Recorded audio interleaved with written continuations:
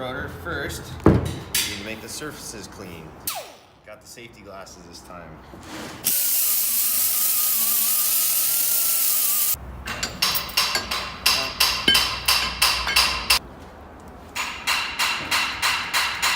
Go back and hit it.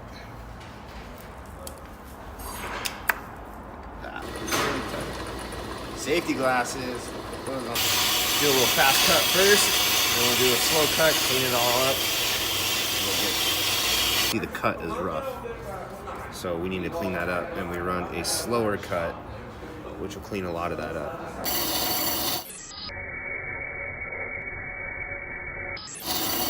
That was the slow cut. It's a little bit smoother, but it has a directional finish. Take a little sandpaper, and it knocks some of the stuff off there, and that's how we resurface rotors.